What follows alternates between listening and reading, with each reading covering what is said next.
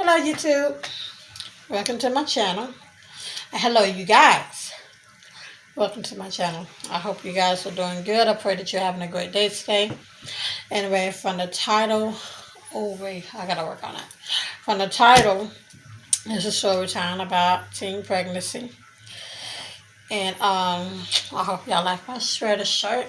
I think it's more like a sweater dress. Let me stand up so y'all can see it. I think it's more like a dress.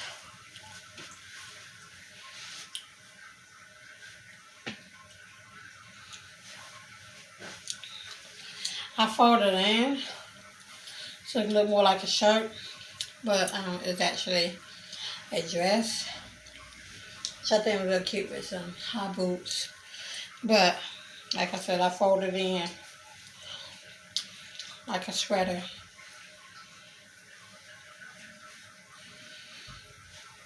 But I got it from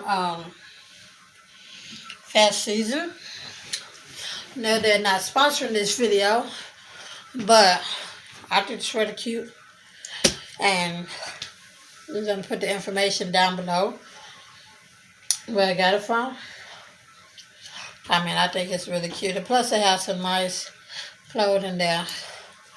But anyways, back to the topic. Story time, teen pregnancy. This might be kind of emotional, so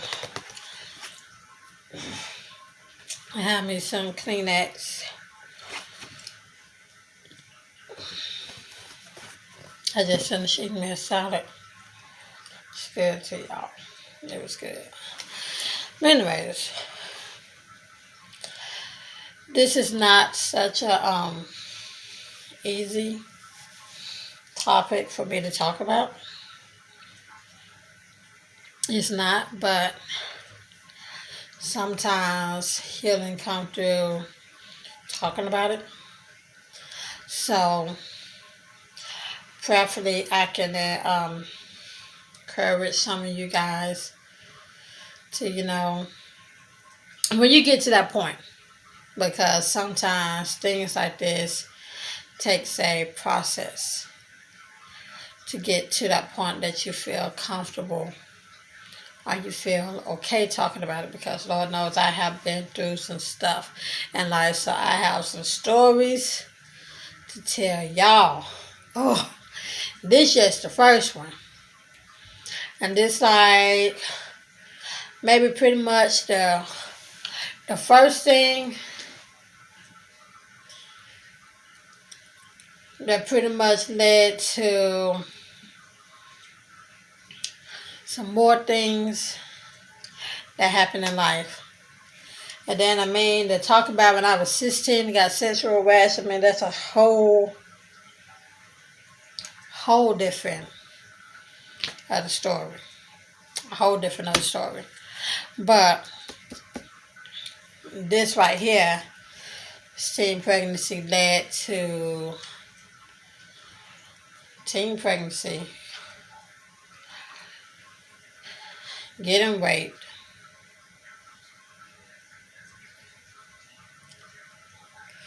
miscarriage.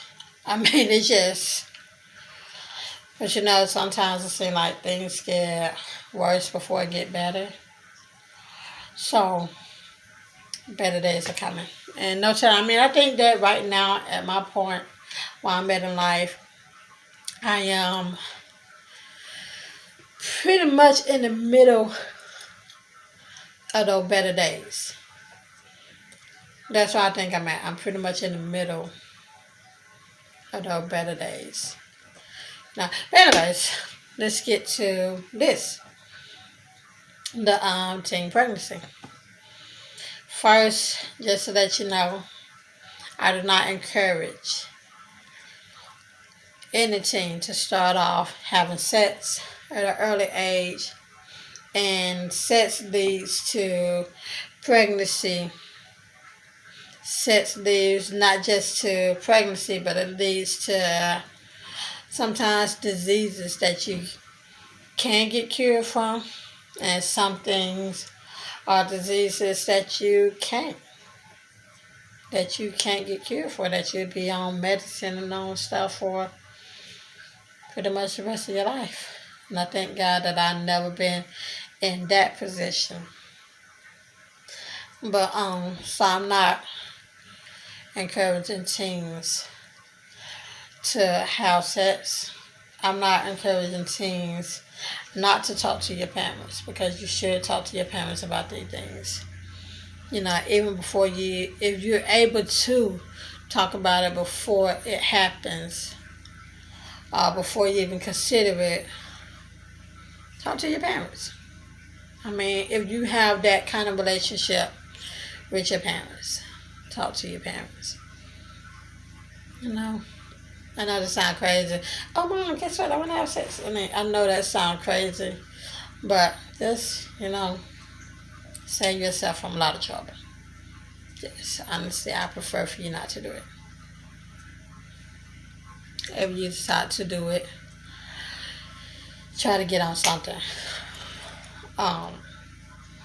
The pills, the shots. Make sure you have protection. Try to do something. No, because this is not something that you want. Pregnancy sound cute. Oh, she got a little belly bump, and all that stuff. It's cute when you're married. I mean, yeah, I wasn't married. And a baby. Oh, that baby's so pretty. Look at your baby hair. Look at your baby clothes. All this stuff. I mean, all that is cute. But it's not cute when you are the parent. It's not cute when you are the parent in this thing by yourself. That's not cute at all. Because why? Because it's stressful. But anyways, I'm not here to talk about that. I'm here to share with you my story, which may be different than other people's story. Because I was a pastor's child. The ones that the parents expect for their kids to be that close to God. That's what the parents expect. But of course, they say that pastor kids had a bad reputation. Whatever. But anyways, that's how my story began. Pastor child, pastor kid. Sexual rash, 16. Went through that little stuff. And then we moved to Georgia. At the age of 18, that's when my dad started asking me, Alicia, are you having sex? Alicia, are you pregnant? And during that time, I knew sexual rash. Yeah, I've been sexual rash. But actually to say that I really knew, and I know this is going to sound crazy. I know it is, but no one ever really said that, hey, Alicia, if you have sex, you can get pregnant. No one ever told me that. Nobody really told me that. And the fact of really actually having sex, nobody talked to me about that. When I got sexual rash, it was not no sex involved. It wasn't. So actually, the actual sex, I never heard about it. Never knew what it meant. Never knew about sex. I didn't. But when I turned 18, that's all my dad asked me. He like, Alicia, if y'all see that, please look over it. But he like, Alicia, are you having sex? I'm like, no, sir. Which I wasn't. I was not having sex. He was like, Alicia, are you pregnant? I'm like, no. No, sir, I'm not pregnant. Oh, excuse me, y'all. I just had a shower. I think I told y'all that already. But I'm like, no, I'm not pregnant. So that kept on going on the whole time while I was 18. And I admit it bothered me for my dad to even think that I was having sex, for my dad to even think that I was pregnant. It bothered me. It did. But I know that my mom, when she was 16, she had her first kid, my oldest brother. She had her first kid at 16, and I'm guessing that's the reason why, that my dad always asked me if I was having sex, if I was pregnant, because the saying that the apple don't fall too far from the tree, and I'm guessing that my dad thought that I was gonna, go out and do the same thing, but I didn't. I didn't honestly because I didn't know nothing about it anyways, and it was not no subject that they talked about. I think they say they talk about it in school now, but I mean I was homeschooled my whole middle school year. I was homeschooled my whole middle school year, so I mean when I got into school, I was in high school, so I'm like, I didn't know nothing about it. So, I mean, I probably skipped that lesson during middle school. I don't know. But, that's what my dad asked me all the time. They said, are you pregnant? Are you pregnant? Are you pregnant? Are you pregnant? No, I wasn't. So, graduated high school and everything, started working at Kroger's, started dating this guy who was he was actually older than me. I was 19. He was 30. So he was older than me. So we dated. And like again, I was still a virgin. Never had sex. Never have. Never crossed my mind. Honestly, I never even wanted to have sex. That was not one of those things I was curious about. That it wasn't. But like I said, the guy who I was dating, he was 30 years old. So of course he knew about it. He had kids. He knew about it already. So he asked me about it all the time. He asked me all the time about having sex. I didn't want to. He even talked about pregnancy. I didn't want to. I mean, come on. I'm 19 years old. Sex is far away from my mom. My mind, not mom, but from my mind. I never thought about sex. I mean, that was not something that I was into, not something that I wanted. But I ended up giving in to him. And I guess I don't know if you can want to call that peer. I think it would be peer pressure, but I don't know because I was actually dating the guy. So I don't know if that would really be peer pressure. I think it would because I did it because he kept on asking me. He kept on asking me to do it. So I did it because he kept on asking me to do it. So, first time I did it, first time I had sex. Let me say had sex instead of saying first time I did it. The first time I had sex, I got pregnant. First go around, I got pregnant. Did I know in a way, you had a little thought in the back of your head, a little voice in the back of your head saying that you're pregnant. But at the same time, I was knocking it out of my head like, no, I ain't pregnant. I'm not pregnant. But yet and still, it was in the back of my head, Alicia, you pregnant. You pregnant. So, one day, let me stop right quick. You can say no and mean no. For me, I didn't know that. So I'm making sure you know that. That if you tell somebody no, you can really mean no. If you grew up in a house that I grew up in my parents' house, like I said, my parents were pastors, no was not a word that was in my house. In my parents' house. That was not an okay word to say no, or no sir, or no ma'am. You say no ma'am. What you mean no ma'am? It was, and I'm not saying tell your parents no, but I'm just saying when it come down to life, if you don't want somebody in your space, if you don't want nobody in your bubble, they don't have to. They don't have to. You can say no, put your foot down, and mean it. You can do that. Like I said, for me, I didn't know that. But the way I raised my daughter, I'm making sure that she know that she can tell somebody no, and she can know that she can mean it, and they have to take heed to what she's saying. And if she don't, I tell her to scream, do whatever. But anyways, back to what I was saying. I had sex with him. I did. And like I said, I didn't want to. It was not one of those joyous moments. It wasn't. It was not one of those wow, my life done changed. Best moment of my life. No, it was not like that. It wasn't. But yeah, in the back of my mind, I knew I was pregnant. I was hoping that it wasn't true. You know, some people like I just pretend that it's not true. I was hoping that it was not true.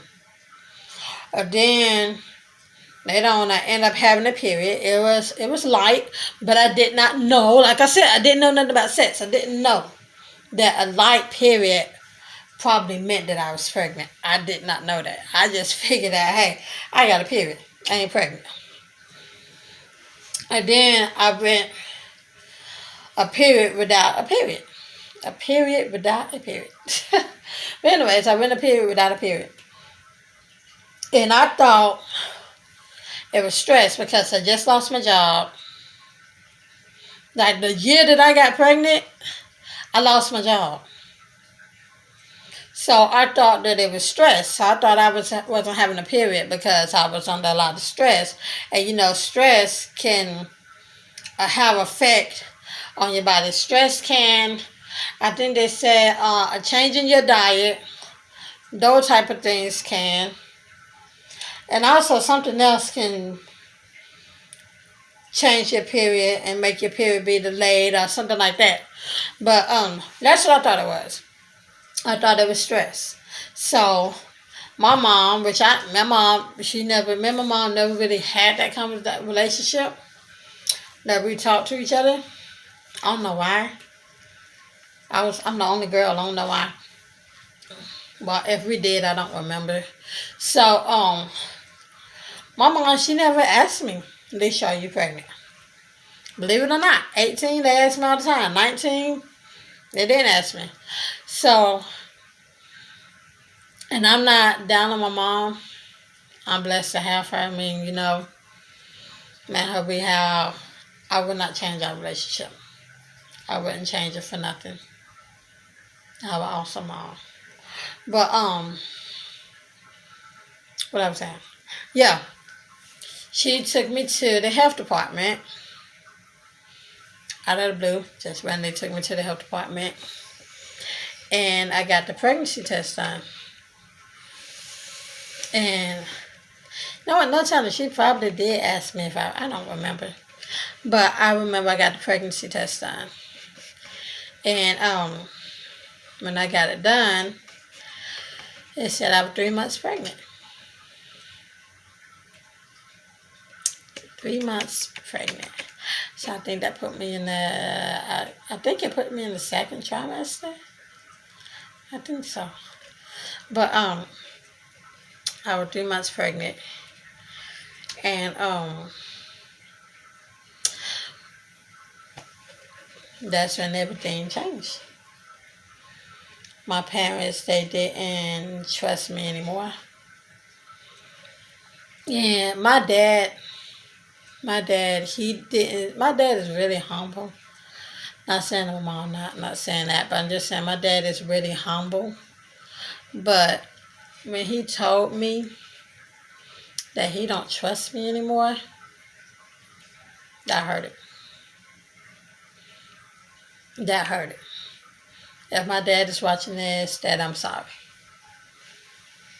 But that hurt it. When you told me that you didn't trust me anymore. That did hurt. And I started trying to do things, even while I was pregnant, I tried to start doing things to gain his trust back. To gain both of my parents' trust back. I started trying to do things. As for my mom, on the other hand, my mom, she would say things like,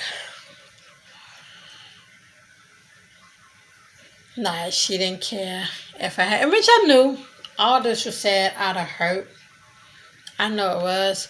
But she was like, she don't care if I had a miscarriage. And she said a whole lot, but the thing is, I mean, that stuff, that hurt it, man. That really hurt. I mean, it got to the point that when I started showing, my parents would put me on big clothes to make sure that nobody even knew that I was pregnant. Saw me and my parents, they hid my pregnancy. The maternity clothes, I never wore maternity clothes. So the enjoyment and the joy of being pregnant, I never had it. I had the perfect pregnancy to me. I think my mom did say that I go through moods, that I went through mood swings, but I never had morning sickness. Swollen feet, I never had that. But it's like I had the perfect pregnancy, but at the same time, I had the worst pregnancy. That's how it was. It was a perfect, but the worst. As for being pregnant, I had a great pregnancy. As for just being pregnant, I had the worst pregnancy. I mean, it got to the point that it felt like the dirt was better than me. I mean, that's how so much I lost my self confidence that it felt like I was beneath the dirt. That's how I felt. I felt like I was beneath the dirt. It felt like the dirt was better than me. And I don't know how my parents felt. I mean, I know they was hurt, but I don't even know if, which I feel like I'm about to cry. So I bought the Kleenex. But I don't know even if my parents felt that the dirt was better than me.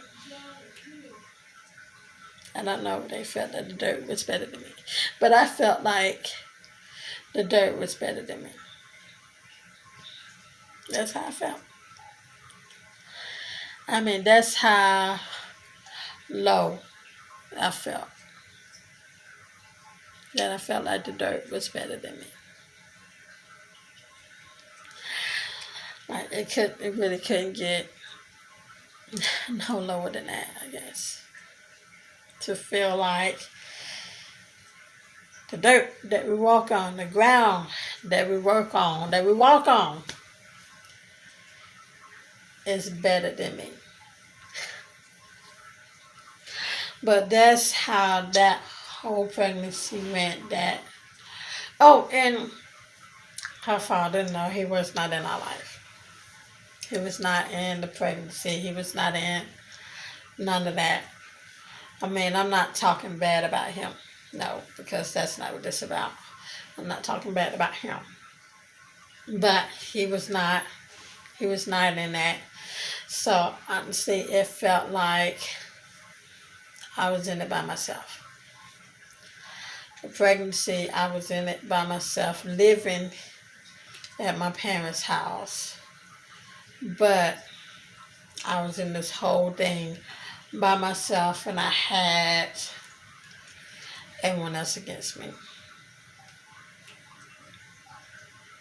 That's how I felt. Like my oldest brother, he wasn't at the house. He wasn't there. My the one that's under me, he wasn't there. My baby brother, he was young, about 9 years old. But it felt like that's how I felt. That's honestly how I felt. Um, Precious in the room, she would never, every ultrasound we did, she would never position herself for me to know what I was having. Now I would say my mom, I think it was the last ultrasound she came to. That was January the 6th, her birthday. She came to the ultrasound because I think the night before we had a little fright. I mean, I guess it was like early contractions or something, I guess. But we went to the ultrasound on the 6th. And that's when Precious decided. Not doing all the other ultrasounds from find out I was pregnant until the 6th of January. Precious never positioned herself for them to know that I was having a girl, but I knew it all the time. I knew it all the time. I'm trying to see how long I've been on. I've been on long. But I knew all the time that I was pregnant. Now,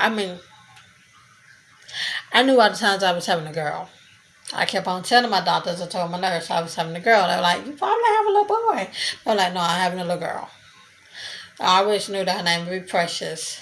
At a young age, I knew my first child would be a girl. I knew her name was going to be Precious. I knew that. So on the 6th, she decided to position herself for then to find out that I was having a girl and trying to see if I can find out what she's having. Anyways, she finally positioned herself for them to find out that I was having a girl.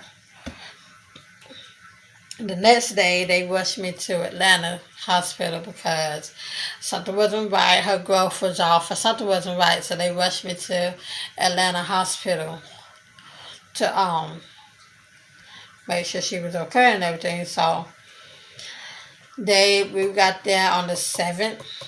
I think I had high blood pressure and everything, and they was like, Miss Price, we need you to calm down, in order for my heart rate to go down a little bit. But I had pressures on the 14th. On the 13th, the day before I had pressures, I don't know if y'all believe in the power of prayer and everything, but God told me to get down on my knees and pray. So I got down on my knees and prayed, me and this belly, got out the bed. My granny was there. I got down on my knees and I prayed. And I was like, Lord, I don't know what's going on, but Lord, you know. And I asked God to fix whatever's going on. So my grandmother had to help me back in the bed. We both laughed about that. But the next day, Precious stopped breathing. She stopped breathing.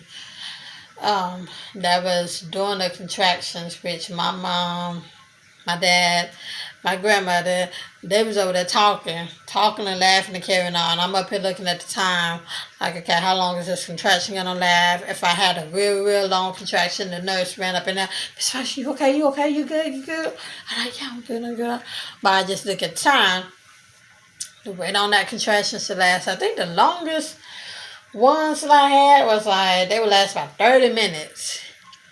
From 30 minutes to an hour they would last. And I just laying down in the bed.